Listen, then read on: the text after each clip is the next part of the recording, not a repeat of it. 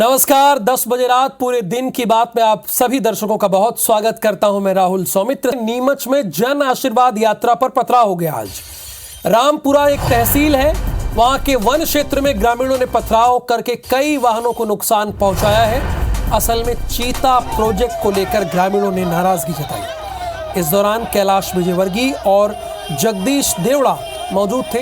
हंगामा होने पर पुलिस प्रशासन के आला अधिकारी मौके पर पहुंचे। नीमच की घटना पर पूर्व केंद्रीय मंत्री अरुण यादव ने ट्वीट किया है, सीएम शिवराज ने 18 वर्षों में जो काम किया ये उसका परिणाम है। किसानों ने यात्रा का विरोध कर कार्यानुसार आशीर्वाद दिया, लेकिन बीजेपी के प्रदेश अध्यक्ष वी.डी. शर्मा ने कुछ दूसरी बात कही है। यात्रा की लोकप्रियता से कांग्रेस घबरा गई है। कांग्रेस के गुंडों ने पेड़ों के पीछे छिपकर हमला किया। ऐसे लोगों को पूरी तरह से जवाब दिया जाएगा। जिन्होंने ये काम किया है उनको छोड़ा नहीं जाएगा, ये वी.डी. शर्मा है।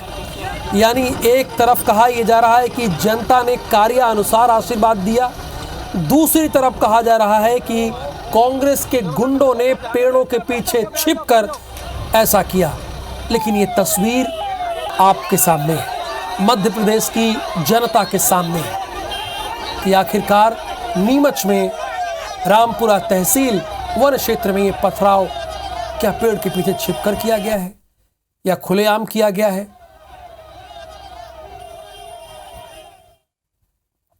जन आशीर्वाद यात्राएं जो जनता का आशीर्वाद लेने के लिए निकली हैं और इनको अपार जन समर्थन जो मिला है। 5 यात्राएं हमारी निकली है, कल एक और बच्ची वो भी निकल रही है।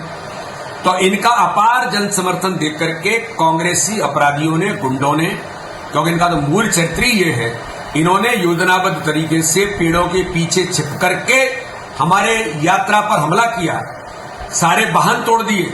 इसलिए इस प्रकार की गुंडागर्दी का जवाब भी दिया जाएगा और ऐसे लोगों को जिन्होंने ये काम किया उन्हें किसी भी कीमत पर छोड़ेंगे नहीं। यात्रा प्रारंभ हुई, 5वीं कल खंडवा से प्रारंभ हो रही है और जो उसमें भीड़ उमड़ रही है, जो जनता आशीर्वाद देने के लिए, स्वागत के लिए लाखों की संख्या में उपस्थित हो रही, उससे कांग्रेस बौखला गई और वही हरकत कांग्रेस ने की जो पिछली जन आशीर्वाद यात्रा में चुरहट में की थी। जब भी कांग्रेस द्वारा प्रायोजित ढंग से पथराव किया गया था, कांग्रेस की लिप्तता सामने आई थी। किस प्रकार कांग्रेस ने इस यात्रा को बदनाम करने के लिए उसमें जो बेतहाशा भीड़ है, उससे जो हताशा और बौखलाहट में जो कृत्य किया था पथराव का, वही कृत्य यहाँ भी मनासा में कांग्रेस द्वारा प्रायोजित किया गया है। इस पूरे मामले की जांच कराएंगे। मैंने आपसे निवेदन किया है ना कि जब यह जन आक्रोश यात्रा जनता की ओर से अगले पायदान को छुएगी तब भी यह कांग्रेस का ही नाम लेंगे। जितने पाप किए हैं वो कांग्रेस से पूछकर तो किए नहीं हैं और पाप भुगतना होगा। ईश्वर न्याय करता है, जनता कब तक सहेगी? तो वही तो जनता का आक्रोश है।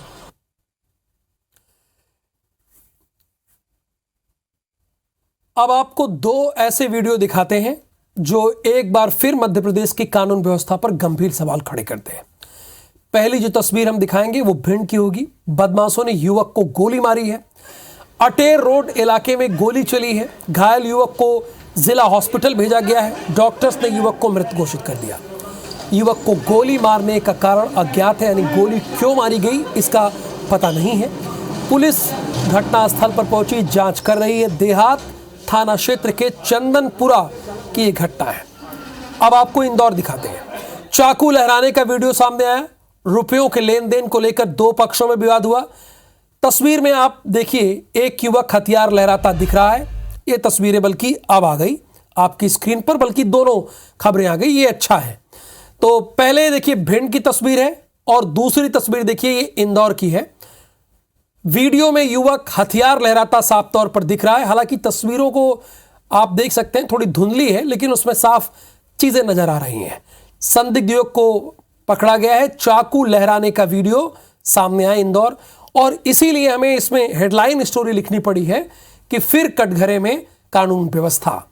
ये साफ तौर पर इन तस्वीरों के बाद हम कह रहे हैं। अब आपको इसके बाद खंडवा लेकर चलेंगे। जांजगीर चांपा के परसाहीन बाना में शराब पीने से 2 सगे भाई समेत 3 लोगों की मौत के बाद परिजन सदमे में है। रो रो कर इनका बुरा हाल है। तीनों मृतकों के घर में कोई कमाने वाला नहीं है। घर की हालत बेहद खराब है। घटना के बाद परिवार पर आफत आ गई और तीनों परिवार के पत्नी बच्चे बेसहारा हो गए। एक मृतक की पत्नी गर्भवती है। वहीं दूसरे मृतक के 2 बच्चे हैं तो तीसरे मृतक के 4 बच्चे हैं। मृतकों के परिजन ने सरकार से 10 लाख रुपए के मुआवजे, नौकरी और बच्चों की शिक्षा की व्यवस्था करने की मांग की है। शराब में जहर मिलाने वाले दोषियों पर सख्ती से कार्रवाई करने की मांग भी की जा रही है।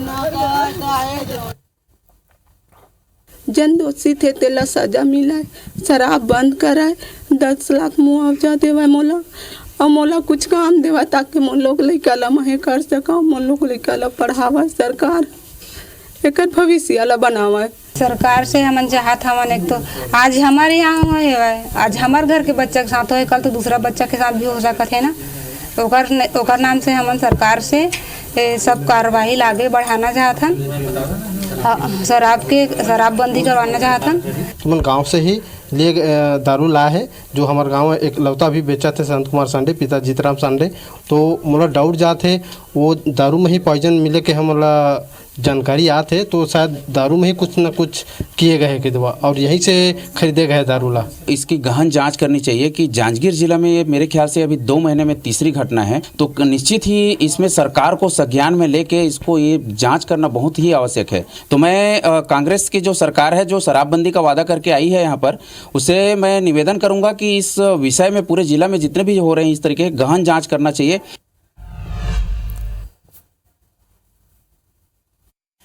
अभी हम परसाही बाना गांव में हैं और उस घर में मौजूद हैं जहां पर ये दुखद घटना हुई है और शराब पीने से 3 लोगों की मौत हुई है। उसी में से एक परिवार है संजय सांडे, जहां उस घर में मौजूद हैं, तस्वीरें में दिखाएंगे। ये उनकी पत्नी है और ये छोटे छोटे 2 बच्चे हैं और ये घर आप देखिए कि जिन परिस्थितियों में ये गरीब परिवार रह रहा है। और इस घटना के बाद इसलिए पूरी परिवार काफ़ी आहत है, क्योंकि संजय सांडे ही एक अकेला था जो परिवार में कमाऊ पुत्र था और इस घटना के बाद से कहीं न कहीं इस परिवार का सहारा छीन गया है और ये परिवार प्रशासन से, सरकार से मदद की गुहार लगा रहा है। अब देखना होगा सरकार और प्रशासन किस तरह से इस परिवार की मदद करता है। राजकुमार साहू, IBC 24, जांजगीर। इधर रायपुर के राजेंद्र नगर में रहने वाली एयर होस्टेस की मुंबई के फ्लैट में हत्या कर दी गई। इसके कुछ ही घंटों बाद पुलिस ने बिल्डिंग में सफाई का काम करने वाले युवक को कस्टडी में ले लिया। पुलिस की पूछताछ में आरोपी सफाई कर्मी ने एयर होस्टेस रूपल ओगरे की हत्या की वारदात को कबूल लिया है। उसने कहा कि हाँ, मैंने ही कत्ल किया है, जिसके बाद से पुलिस आरोपी से पूछताछ में लगातार जुटी है।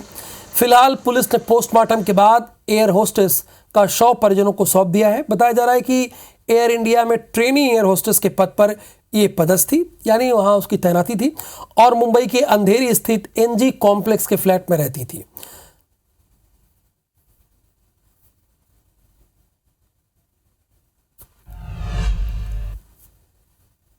भिंड में कोतवाली पुलिस ने शहर के बीचों बीच स्थित कृष्णा होटल में दबिश देकर सेक्स रैकेट का भांडाफोड़ किया, लेकिन पुलिस की यह कार्रवाई अब खुद संदेह के घेरे में खड़ी नजर आई। दरअसल कार्रवाई के दौरान पुलिस ने 2 युवतियों को मीडिया से दूर रखा और गोपनीय तरीके से होटल से बाहर निकाल दिया। इस पूरे घटनाक्रम का वीडियो एक दुकानदार ने अपने मोबाइल के कैमरे में कैद कर लिया, लेकिन जब पुलिस को इस बात की भनक लगी तो उसने वीडियो बनाने वाले दुकानदार का मोबाइल छीन लिया। हालांकि ये पूरा वाकया CCTV कैमरे में भी रिकॉर्ड हो गया। अब पुलिस किस किस के कैमरे को छीनेगी। पीड़ित दुकानदार जब मोबाइल फोन लेने थाने पहुंचा तो पुलिसकर्मी ने उसे धमका दिया और झूठे मामले में फंसाने की धमकी दी डाली। वहीं जब मीडिया ने पुलिस से जवाब मांगा तो वो कैमरे के सामने कुछ भी बोलने से बचते नजर आए। अब बोलेंगे क्या? अब बोलने के लिए कुछ होगा तब तो बोलेंगे।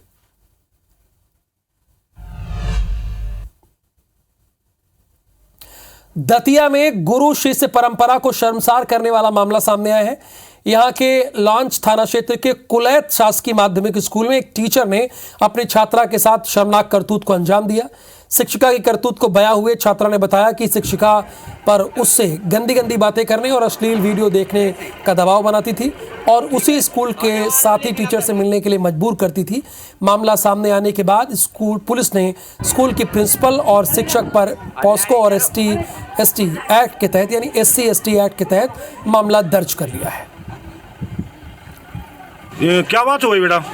सर ये बात हो गई, मतलब कि हमसे ही पूछती थी कि गंदी गंदी बातें पूछती थी और आपको दोस्ती करना हो तो हम करवाएंगे आपकी दोस्ती। सर हम दोस्ती में जानते हैं क्या? कौन कहता है आपसे? लड़कियां से पूछो, उनके संग में बहुत गलत काम हो रहा है। क्या हो रहा है, कुछ जानकारी हो आपको? मैडम है जो प्रिंसिपल, हाँ, जो मतलब जिनको पैसा का लालच दे रहे हैं, हाँ, के और जो भी कहते बात करो। थाना लांच में आके कुछ बच्चियों द्वारा शिकायत की गई थी कि उनकी एक शिक्षिका हैं जो उनके साथ गंदी गंदी बातें करती हैं और उनको गंदे वीडियो दिखाते हैं। जब इस शिकायत की तस्दीक की गई तो सही पाई गई, जिसके आधार पर आईपीसी एवं पॉस्को अधिनियम के तहत मामला तत्काल दर्ज किया गया है। जांच के बाद जो निकल के आएगा विभागीय स्तर पर कार्रवाई की जाएगी और शेष चूंकि परिजनों द्वारा FIR दर्ज कराई गई है तो पुलिस अपना काम कर रही है। इधर विदिशा में इन दिनों फायरमैन का खौफ छाया हुआ है। ये सिरफिरा घर के बाहर रखे वाहनों को टारगेट करते हैं और उन्हें आग के हवाले कर देता है। बता दें कि ऐसी घटनाएं पहले भी हो चुकी हैं और पुलिस के हाथ अब तक आरोपी की गिरफ्तारी तक नहीं पहुंच पाए हैं। और अब एक बार फिर ऐसी घटना सिविल थाना क्षेत्र के राम द्वारा मोहल्ले में हुई, जहां एक सिरफिरा युवक घर के बाहर खड़ी बाइक को आग के हवाले कर देता है और फिर वहां से भाग जाता है।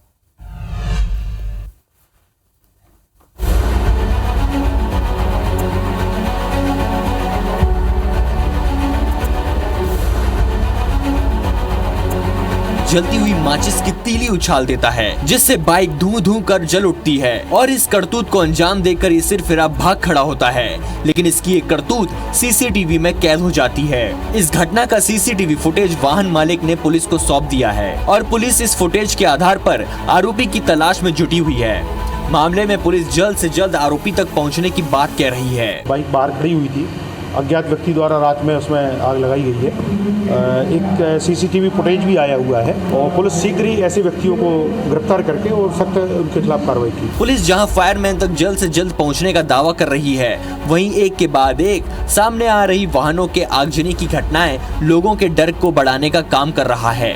देखना यह होगा कि सिरफिरा फायरमैन कब तक पुलिस की गिरफ्त में आता है। मुरैना के सिहोनिया थाना इलाके में कोल्हुआ महादेव मंदिर पर बुलाई गई पंचायत में एक पक्ष ने दूसरे पक्ष पर गोलियां चला दी। दरअसल एक पक्ष के युवक के पैसे उसके खाते से निकाल दिए गए थे, जिसे लेकर पुलिस ने भी 420 का मामला दर्ज किया। इस बात को लेकर दोनों पक्षों के लोगों ने पंचायत बुलाई। पंचायत में जब आरोपी पक्ष के धर्म सिंह तोमर से बातचीत की तो उसे लेकर धर्म सिंह और उसके दामाद काफी नाराज हो गए और उन्होंने गाली गलौज करते हुए मंदिर परिसर में ही गोलियां चलाना शुरू कर दिया। गनीमत रही कि कोई घायल नहीं हुआ। घटना का वीडियो भी सामने आया। सूचना के बाद मौके पर पहुंची पुलिस ने एक आरोपी को बंदूक के साथ गिरफ्तार किया।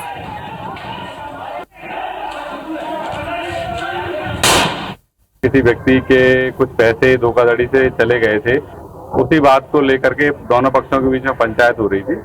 उसी दौरान एक पक्ष ने आकर के वहां पर हवाई फायर किया। एक व्यक्ति को गिरफ्तार कर लिया गया है। उसके साथ में जो जिस वेपन से फायर किया उस वेपन को भी जब्त किया है। अन्य दो आरोपी भी हैं, संभवतः वो जो है गिरफ्तार जल्दी हो जाए। चलिए अब आपको सुकमा लेके चलते हैं। सुकमा में नक्सल मोर्चे पर पुलिस को बड़ी सफलता मिली। पुलिस ने मुठभेड़ में 2 नक्सलियों को ढेर कर दिया। दोनों के शव बरामद कर लिए गए हैं। मारे गए नक्सलियों से एक डबल बैरल 12 बोर की राइफल और एक पिस्टल भी बरामद की गई। दरअसल पुलिस को मुखबिरों से सूचना मिली थी कि ताड़मेटला इलाके में जगरगुंडा में 10 से 12 हथियारबंद नक्सलियों का जमावड़ा है, जिसके बाद डीआरजी और सीआरपीएफ की संयुक्त टीम को सर्चिंग के लिए इलाके में भेजा गया। जवानों को देखते ही नक्सलियों ने फायरिंग शुरू कर दी, जिस पर सुरक्षा बल के जवानों ने भी जवाबी कार्रवाई की। मुठभेड़ में 2 नक्सली ढेर हो गए। दोनों मृतक नक्सलियों की पहचान हो गई है। दोनों मृत नक्सली सोडी देवा और रवा देवा ताड़मेटला के रहने वाले थे, जो कई लोगों की हत्या की वारदात में शामिल थे। गुटों के बीच फायरिंग समाप्त होने के बाद एरिया में सर्च अभियान चलाया गया। इसमें हम सुरक्षा बलों को 2 पुरुष नक्सलियों का शव बरामद हुआ है और उनके साथ एक 12 बोर डबल बैरल राइफल और एक पिस्टल बरामद हुआ है। दोनों नक्सलियों की पहचान भी हो गई है। दोनों ताड़मेटला के निवासी हैं। प्रदेश के कोल खदानों को निजी हाथों में सौंपने के खिलाफ कांग्रेस ने अब SECL के खिलाफ मोर्चा खोल दिया। इसे लेकर बिलासपुर में जिला, शहर और ग्रामीण कांग्रेस ने आज SECL मुख्यालय का घेराव और धरना प्रदर्शन किया। इस दौरान कांग्रेसी कार्यकर्ताओं ने SECL और केंद्र सरकार के खिलाफ नारेबाजी की और विरोध जताया। जहां कांग्रेस के कार्यकर्ताओं ने कहा कि केंद्र सरकार तमाम सार्वजनिक उपक्रमों को निजी हाथों में सौंप रही है। एयरपोर्ट, रेलवे और अब प्रदेश की खनिज संपदा भी निजी हाथों में सौंपी जा रही है।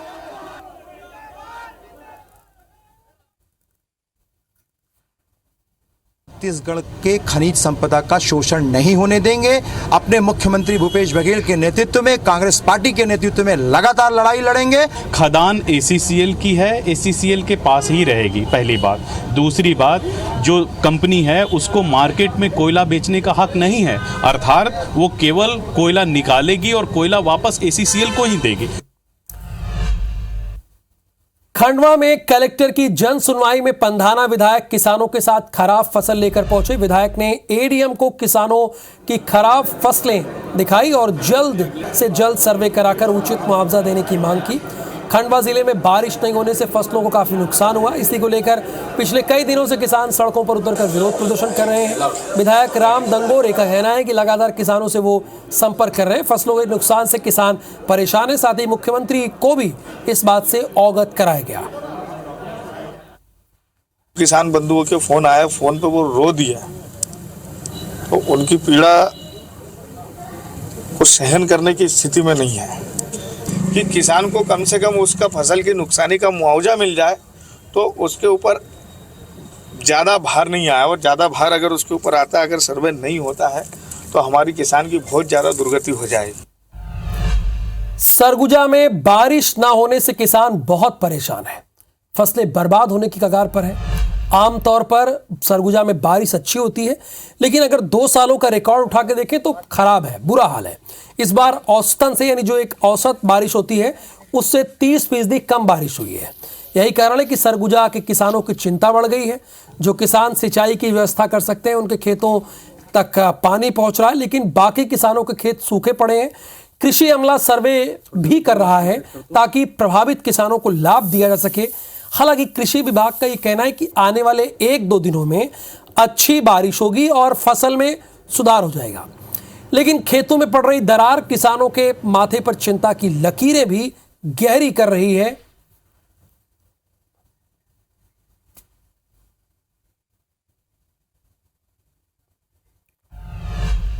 चलिए अब मध्य प्रदेश की खबरों से आपको अपडेट कर दें। मध्य प्रदेश में बीजेपी की जन आशीर्वाद यात्रा करीब करीब प्रदेश की हर विधानसभा तक पहुंच रही है। यात्रा में जन सैलाब भी उमड़ रहा है, जिससे बीजेपी बेहद उत्साहित है। यात्रा को हरी झंडी दिखाने के लिए प्रदेश के दौरे पर आए गृहमंत्री अमित शाह ने यात्रा में उत्साह को देखते हुए बड़ा बयान देते हुए कहा कि इस बार प्रदेश में 150 सीटें बीजेपी जीत जाएगी।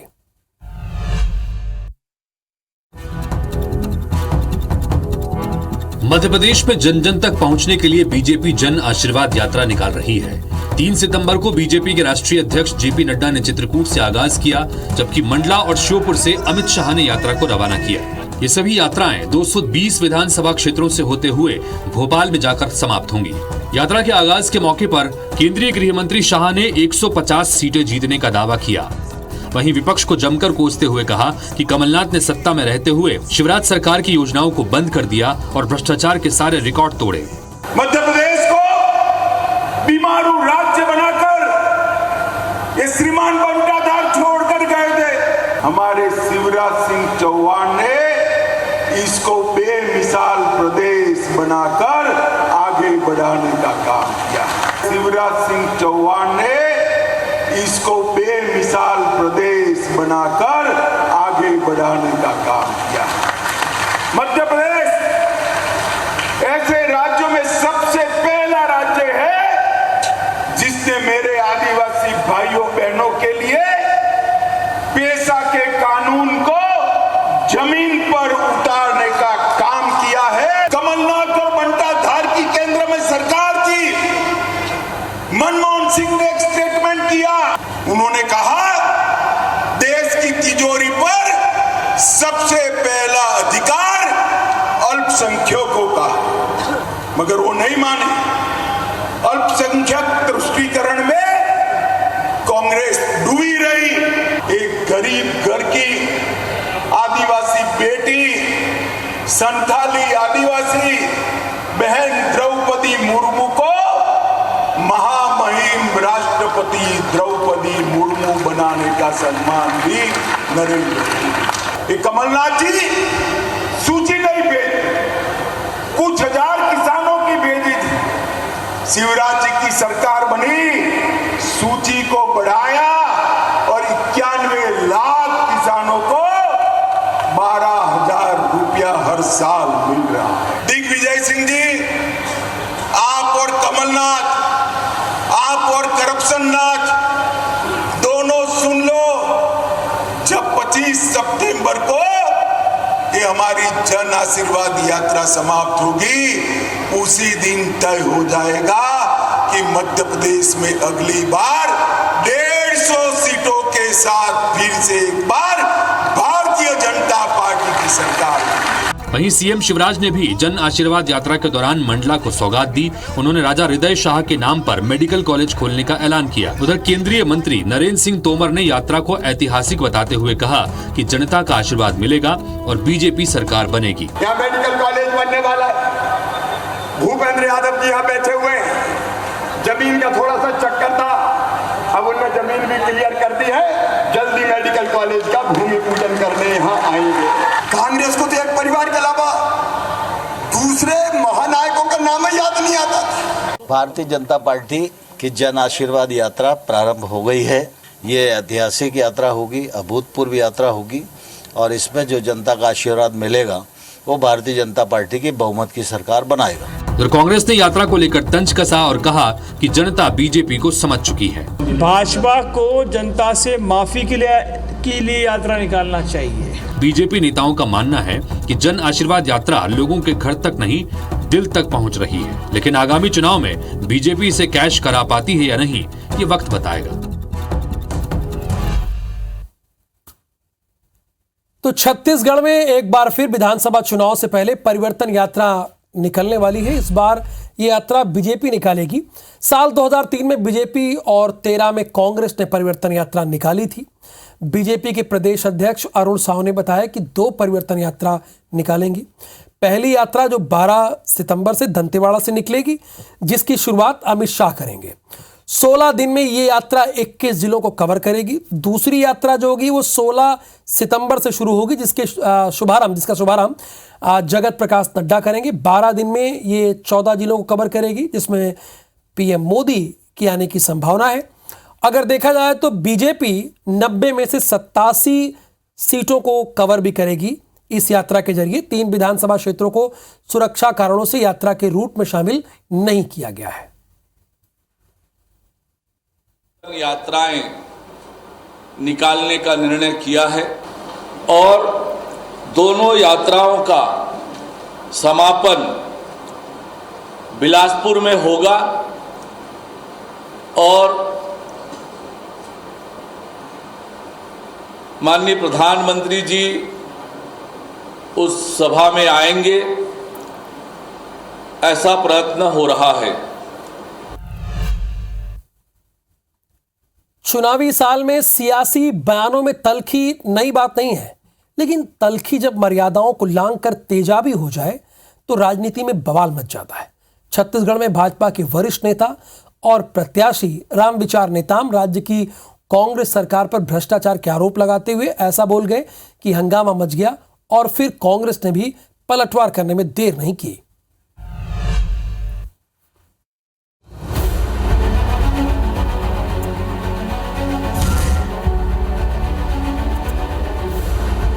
प्रदेश में गलत आदमी बैठ गया, हमारा बलरामपुर में कुछ गलत लोग बैठ गए, पूरा गंदगी मचा कर रख दिया।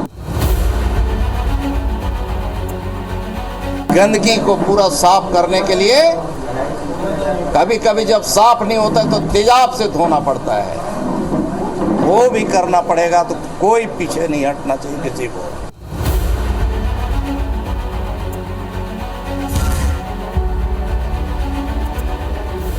कलेक्टर और तमाम सारे एसडीएम को अपना एक उनको कहना चाहिए कि दलाल के रूप में बैठा करके रख दिया और ये सिर्फ जो दलाली करने में लगे हुए हैं। उल्टा लटका करके हिसाब लिया जाएगा।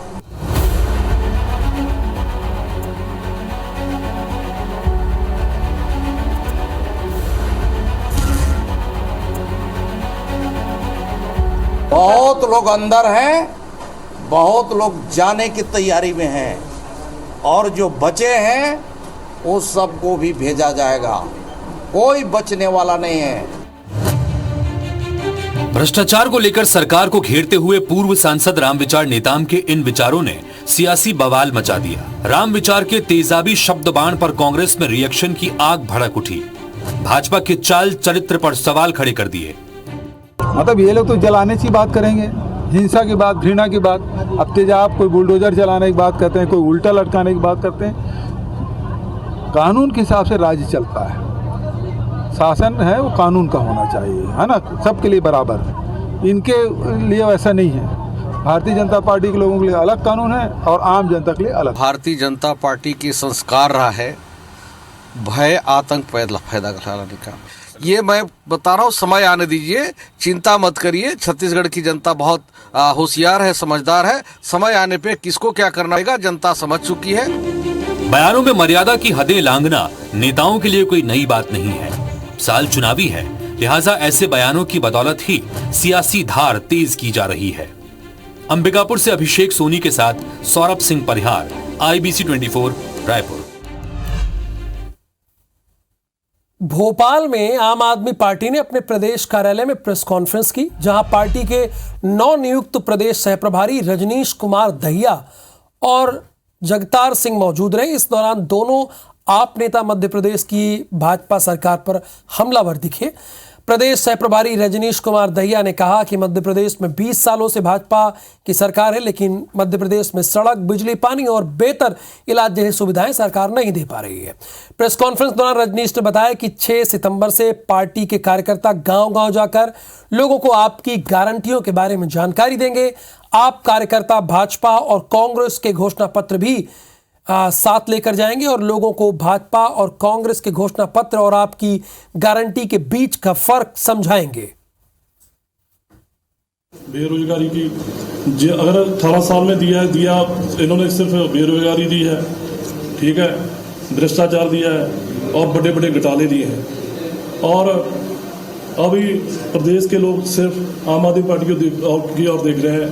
मध्य प्रदेश में हालात क्या हैं? सत्ता में हमारे भाजपा और उससे विपक्ष में जो हमारी कांग्रेस बैठी है, इन्होंने किस तरीके से राजनीति को सेवा ना बनाकर इसका कमर्शियल जो है इसका उपयोग किया और किस तरीके से भ्रष्टाचार इन्होंने जमकर यहाँ किया। मध्य प्रदेश में लोग विकल्प को ढूंढ रहे हैं।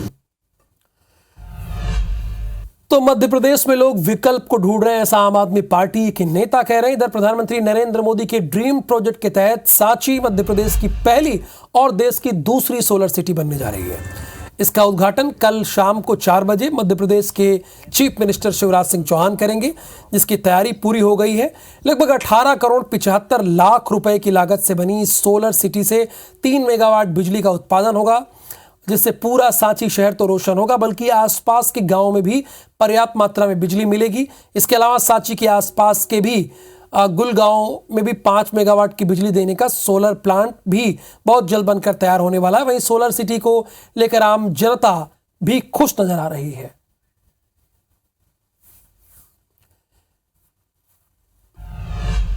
यस बैंक के एक फर्जी खाते से लगभग 165 करोड़ रुपए के लेन देन के मामले में बिलासपुर हाईकोर्ट में सुनवाई हुई। छत्तीसगढ़ के मुख्य सचिव अमिताभ जैन के जांच संबंधी शपथ पत्र पर सुनवाई की गई।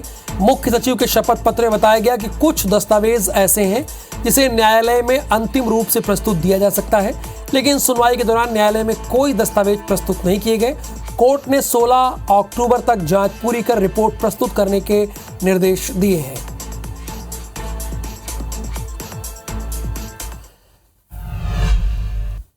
सरगुजा और बस्तर के नवनियुक्त शिक्षकों के लिए आज शिक्षक दिवस का दिन बहुत खास बन गया।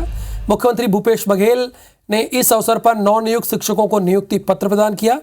1318 शिक्षकों को नियुक्ति पत्र सौंपे गए। उल्लास से भरे इन शिक्षकों ने नियुक्ति पत्रों को लहराते हुए मुख्यमंत्री भूपेश बघेल का अभिवादन किया, यानी उन्हें नमस्कार किया। जो हमारे उत्कृष्ट शिक्षक हैं उसको सम्मानित किया गया और आज 1300 से अधिक जो हमारे शिक्षक हैं उसको नियुक्ति पत्र दिया गया और एक ये सुखद संयोग देखिए कि आज शिक्षक दिवस भी है और शिक्षकों के आज नियुक्ति पत्र मिला है, और वहीं 8,000 से अधिक जो शालाएँ जर्जर हो चुकी थी और अतिरिक्त कमरे थे, उसके भी लोकार्पण का कार्यक्रम हुआ है। शिक्षा मंत्रालय हर साल कुछ चयनित शिक्षकों को राष्ट्रीय शिक्षक पुरस्कार से सम्मानित करता है। इस साल मंत्रालय ने करीब 75 शिक्षकों का चयन किया और इन्हें पुरस्कृत किया।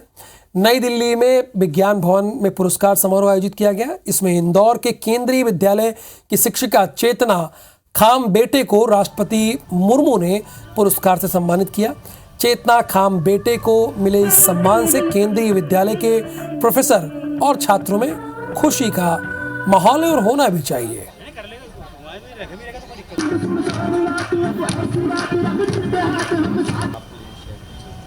चेतना खामबेटे कक्षाओं में पढ़ाने के अलावा गतिविधियों में और बच्चों को जीवन मूल्य सिखाने में आगे रहीं। शिक्षक उनका जो कार्य क्षेत्र है वो किताबों तक सीमित नहीं रहा, किंतु उन्होंने बहुत डाइवर्सिफाइड फील्ड, बहुत विस्तृत क्षेत्र में काम किया है। मैम के पढ़ाने का तरीका काफ़ी ज़्यादा विजुअलाइजेशन बेस्ड रहता था। वो जब किसी भी कॉन्सेप्ट को पढ़ाती थी तो उसके कोर तक हमें समझाती थी, और प्रैक्टिकल जितना भी मोस्ट प्रैक्टिकल वे पॉसिबल हो वो हमेशा वैसे ही पढ़ाती थी, जिससे हमारे कॉन्सेप्ट क्लियर हो जाते थे। शिक्षक दिवस पर आपको एक ऐसे शिक्षक से मिलवाते हैं जिन्होंने दिव्यांग होते हुए भी अपनी सोच, जुनून और हौसले से पूरी जिंदगी की बाजी पलट दी। ये तस्वीरें आप देख रहे हैं दिव्यांग शिक्षक प्रदीप कुमार की, जिन्होंने अपने दोनों हाथ चारा काटने वाली मशीन में गंवा दिए, लेकिन उन्होंने अपना हौसला नहीं खोया।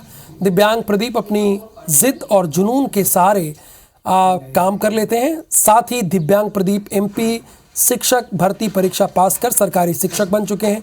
छोटे बच्चों को पढ़ाते हैं और अपने परिवार का भरण पोषण करते हैं। सामान्य व्यक्ति की तरह पेन से साफ लेखनी में लिखते हैं। प्रदीप का कहना है कि वो अपनी मां के साथ खेती के कामों में हाथ भी बटाते हैं।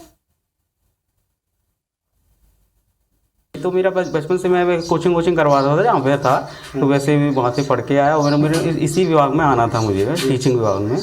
तो ये मेरा हमेशा रहा है कि मैं इसमें जाऊँ, अच्छा करूँ, और शायद अभी सही ठीक ठाक चल रहा है, कोई दिक्कत नहीं।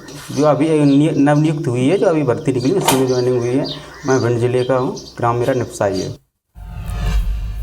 शिक्षक दिवस के मौके पर आज हम राजधानी रायपुर के एक ऐसे शिक्षक के बारे में आपको बताएंगे जिन्होंने अपनी मेहनत और अथक प्रयासों से सरकारी स्कूल की सूरत ही बदल दी है। रायपुर से कुछ ही किलोमीटर की दूरी पर ग्राम पटरी डी का ये शासकीय नवीन स्कूल है, जिसे शिक्षक उत्तम कुमार देवांगन ने अपनी सैलरी से 8 लाख रुपए स्कूल के विकास में लगाया और स्कूल का कायाकल्प बदल दिया। जो सुविधाएं निजी स्कूल के बच्चों को मोटी फीस देकर भी नहीं मिल पाती, वो सुविधाएं उन्होंने सरकारी स्कूल के बच्चों को उपलब्ध कराने का काम किया है और जर्जर स्कूल को एक स्मार्ट स्कूल में बदल कर दिखाया है। उत्तम कुमार देवांगन को अपने इस काम के लिए राष्ट्रपति से सम्मान मिल चुका है और राज्य को प्रथम ICT पुरस्कार दिलाने का श्रेय भी उन्हीं को जाता है। मैंने स्वयं के वजह से एक कंप्यूटर सेट शाला में स्थापित किया और आरंभ में मैंने YouTube से कुछ वीडियो डाउनलोड किए, तो मैंने देखा कि बच्चे ICT के माध्यम से सीखने में रुचि दिखा रहे हैं और इसके बाद मैंने विभिन्न कक्षाओं के अनुरूप अनेक शैक्षिक वीडियो का निर्माण किया। 8 लाख रुपए मैं अपनी सैलरी से अभी तक खर्च कर चुका हूं और मुझे जन सहयोग के रूप में लगभग 14 लाख रुपए के संसाधन के रूप में प्राप्त हुए हैं। बुरहानपुर जिले का बभाड़ा गांव देश के अनेक राज्यों में शिक्षा की अलग जगह रहा है। यहाँ हर दूसरे घर में शिक्षक है। गांव में लोगों के शिक्षक बनने का सिलसिला पीढ़ियों से चला रहा है। यही वजह है कि इस गांव की पहचान शिक्षकों के गांव के नाम होने लगी है। इस गांव से शिक्षक बने कई दुबई समेत देश के अनेक राज्यों की नामचीन स्कूलों में पढ़ा रहे हैं। वहीं इसी गांव के 2 शिक्षकों को राष्ट्रपति पुरस्कार से सम्मानित भी किया गया। हमारे बम्बाड़ा के ही 2 शिक्षक है, माननीय प्रमोद महाजन जी, जो आज दुबई में अंतर्राष्ट्रीय स्तर पे गांव का नाम रोशन कर रहे हैं, समाज का नाम रोशन कर रहे हैं। मैं ये कहूँगा कि देश का नाम रोशन कर रहे हैं। उनके ही छोटे भाई है माननीय सुधीर महाजन जी, जो पोद्दार इंटरनेशनल स्कूल अमरावती है, वहाँ पर वो अपने सेवाएं दे रहे हैं।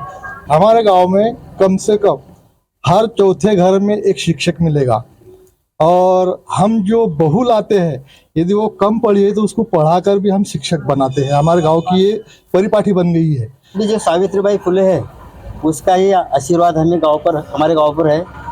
जो शासकीय शालाएँ है, प्राइवेट शालाएँ है, वहाँ पर भी आज 3,000 रुपये महीने में, 4,000 रुपये महीने में महिलाएं पढ़ा रही है और हमारे गांव का नाम रोशन कर रही है। कटनी शहर और गांव में महिलाओं को आत्मनिर्भर बनाने में जिला प्रशासन के अधिकारी और कर्मचारी राष्ट्रीय आजीविका मिशन का स्वयं सहायता समूह अहम भूमिका निभा रहा है। समूह से महिलाओं को जोड़कर ट्रेनिंग देकर आत्मनिर्भर बनाया जा रहा है। साथ ही प्रशासनिक ऑफिसर महिलाओं को लोन दिलाने में मदद कर रहे हैं, जिससे महिलाएं छोटा मोटा व्यापार शुरू कर आजीविका कमा रही हैं। आजीविका मिशन के अधिकारियों ने बताया कि लगातार महिलाओं को सशक्त बनाने का प्रयास किया जा रहा है। हर महीने इसके लिए शिविर आयोजित किए जाते हैं और महिलाओं को समूह से जोड़ने के लिए प्रेरित किया जाता है।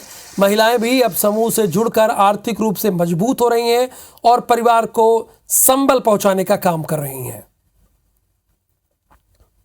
उसके माध्यम से हमने आरसीटी में प्रशिक्षण लिया 1 सप्ताह का। इसके द्वारा फिर सब बताया गया कि बैंक का काम कर सकते हो, लेकिन फिर जैसे पंचायत में काम करना हो या गांव में काम करना हो, महिलाओं को आगे बढ़ाना हो, तो हमने बैंक चुना। इसमें आजीविका उन्नयन अंतर्गत जो कटनी ज़िले में काम हुआ है, करीब 10,500 से अधिक समूह गठित किए गए, जिसमें 1,36,000 से ज़्यादा लोग जुड़े हैं। इकट्ठा करने के बाद उनको हम हर चीज़ में प्रशिक्षण देते हैं। यदि उनकी जो छोटी छोटी समस्या है उनको गांव स्तर में ही ट्रेनिंग देते हैं। और जैसे किसी को रोज़गार की ट्रेनिंग चाहिए तो हम आरसीटी के माध्यम से, DDOGKY के माध्यम से और ख़ुद अपनी ट्रेनिंग सेंटर है, वहाँ पे हर विषय की इनको ट्रेनिंग देते हैं। ट्रेनिंग के बाद इनको फिर हम काम देते हैं। यह योजना मुख्य रूप से महिलाओं के सशक्तिकरण के लिए कार्य करती है और महिला स्वयं सहायता समूह बनाकर उनको रोजगार के अवसर उपलब्ध करवा के उनकी आर्थिक और सामाजिक स्थिति को मजबूत बनाने का कार्य यह विभाग करता है। आजकल युवा शहर से लेकर गांवों तक इंटरनेट के जरिए अपना हुनर पेश कर रहे हैं। यूट्यूब से लेकर अन्य सोशल मीडिया प्लेटफॉर्म का इस्तेमाल कर पहचान और पैसे कमा रहे हैं। कुछ ऐसा ही एक गांव छत्तीसगढ़ के रायपुर जिले में है, जहां घर घर यूट्यूबर्स हैं। पेश है ये रिपोर्ट।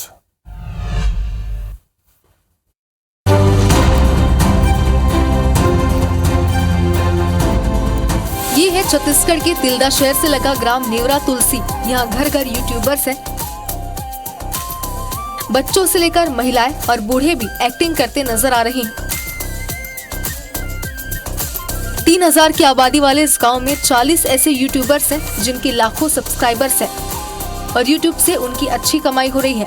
यूट्यूबर्स की बढ़ती संख्या और उनके जुनून को देखते हुए सरपंच ने यूट्यूबर्स की मांग पर पंचायत से प्रस्ताव तैयार कराया और जिला पंचायत CEO कलेक्टर रायपुर से प्रस्ताव पास कराकर हाईटेक साउंड प्रूफ वातानुकूलित स्टूडियो बनाने का फैसला लिया, जिसके बाद 5 लाख की लागत से ग्राम पंचायत भवन के अहाते में स्टूडियो का निर्माण कराया गया है और जल्द इसका लोकार्पण किया जाएगा। गांव में हमारा कम से कम 50 से 60 लेकर है यूट्यूब में पिक्चर बना हुआ है, रूल बना हुआ है। तो मुझे लगी से कि मैं कहीं कुछ कर रहा हूँ करके। यहाँ कलेक्टर साहब, जिला पंचायत CEO, जनपद CEO सर के माध्यम से हमारे यहाँ स्टूडियो बनाए। अब हमारा बड़े स्तर में बड़ी स्टूडियो बनाना है हमारे। जहाँ खुशी की बात यह है कि आज हमारे गाँव के हर घर में यूट्यूबर निकल जाते हैं। हमारे गाँव के लिए बहुत बड़ी बात है। मिडिल स्कूल का एक 7वीं कक्षा में पढ़ता हूँ। मैं भी छत्तीसगढ़िया सहित बहुत से वीडियो में काम किया हूँ। शासन से बने स्टूडियो के उद्घाटन के बाद गांव वाले यही वीडियो की एडिटिंग, शूटिंग, वॉइस ओवर आसानी से कर सकेंगे। ग्रामीणों का कहना है कि उनकी 2 से 3 कल्चरल फिल्मों की स्क्रिप्ट तैयार है। स्टूडियो बनते ही शूटिंग शुरू कर देंगे। गांव में युवकों के साथ युवतियां और महिलाएं भी फिल्म और रील बनाने, एक्टिंग में भाग ले रही हैं। हर काम तो अपन जगह जरूरी है, लेकिन आप ये YouTube चैनल के जरिए आप बना के अपन जिंदगी भी अच्छा कर सकते हो। आप एक क्षेत्र में भी आगे बढ़ सकते हो, आप अपन भविष्य भी बना सकते हो। हमारा YouTube है इसे प्लेटफॉर्म दिस है जेकर से हमारे अपन देश विदेश में सब जगह नाम अपन बतावत हन, कमावत हन, अब सब जगह दिखावत हन। बहरहाल अब नेवरा तुलसी के आसपास के गांवों और शहरों में भी यूट्यूबर्स की संख्या लगातार बढ़ती जा रही है और यूट्यूब को अपना आय का जरिया बनाना शुरू कर दिया है। IBC 24 के लिए तिल्दा से इंदर कोटपानी की रिपोर्ट।